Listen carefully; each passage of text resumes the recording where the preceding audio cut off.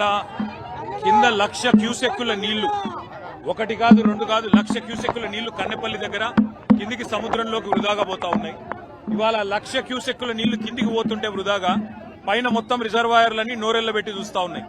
పైన మిడ్మానేర్ కావచ్చు, కాళేశ్వరం, మరి మొత్తం ప్రాజెక్టులో ఉన్న ప్రతి రిజర్వాయర్ లో కూడా ఇవాళ నీళ్లు లేక రైతులు మరి కనీసం నాట్లేసే పరిస్థితి లేదు.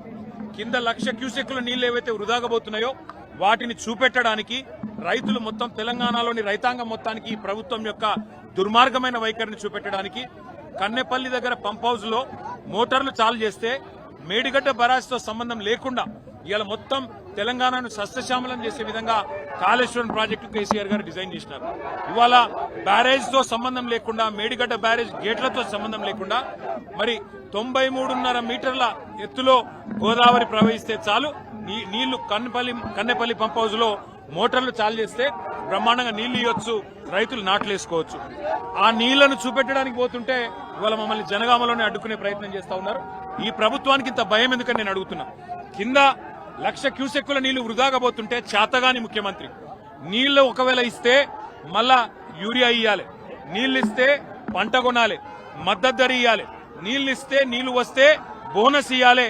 ఈ బాధంతా నాకెందుకు, రైతులను ఎండబెట్టాలి, రైతుల పొలాలకు నీళ్లు రానియద్దని చెప్పి కింద బ్రహ్మాండంగా నీళ్లు ఇచ్చే సౌలతుంటే దాన్ని పండబెట్టిన ముఖ్యమంత్రి గారి వైఖరి, ఈ ప్రభుత్వం యొక్క దుర్మార్గమైన రైతు వ్యతిరేక వైఖరి చూపెట్టడానికి మేము బయలుదేరితే ఇవాళ మీరు చూడొచ్చు మా వాళ్ళందరినీ అడ్డుకుంటా ఉన్నారు, మా ఎమ్మెల్యేలని, మా ఎంపీలని.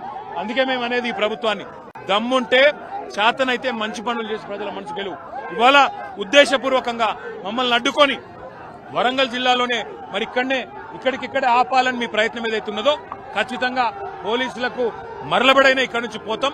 తప్పకుండా కన్నెపల్లి చేరుకుంటాం. చేరుకొని అక్కడ ప్రవహిస్తున్న 1,00,000 క్యూసెక్కుల నీళ్లను రైతులకు చూపెడతాం. తెలంగాణలో ప్రభుత్వం ఎంత చేతగాని దద్దమ్మ ప్రభుత్వం ఉందో తప్పకుండా తెలంగాణ రైతాంగానికి మొత్తం చూపెడతాం. భయం ఎందుకు? కింద 1,00,000 క్యూసెక్కుల నీళ్లు పోతుంటే చేతగాని ముఖ్యమంత్రి, కింద 1,00,000 క్యూసెక్కుల నీళ్లు పోతుంటే పైన పంటలెండుతుంటే నాట్లేసే పరిస్థితి లేకపోతే కనీసం పట్టించుకునే తెలివిలేని ముఖ్యమంత్రి, వాళ్ళ ప్రభుత్వం యొక్క దొంగతనం బయటపడుతుందనే భయంతో ఇవాళ మమ్మల్ని పోకుండా ఇక్కడ నిరోధించే ప్రయత్నం చేస్తా ఉన్నారు. 100% రేవంత్ రెడ్డి అనే సన్నాసి సూచనల మేరకే, రేవంత్ రెడ్డి అనే పిడికిపాల సూచనల మేరకే మమ్మల్ని అడ్డుకుంటున్నారు. కానీ వదిలిపెట్టాం. తప్పకుండా కన్నెపల్లి చేరుకుంటాం. 1,00,000 క్యూసెక్కుల నీళ్లు ఇవాళ రైతులకు చూపెడతాం. ఎన్ని పెట్టుకుంటారో ఏం చేస్తారో చేయండి, మా పని మేము చేస్తాం.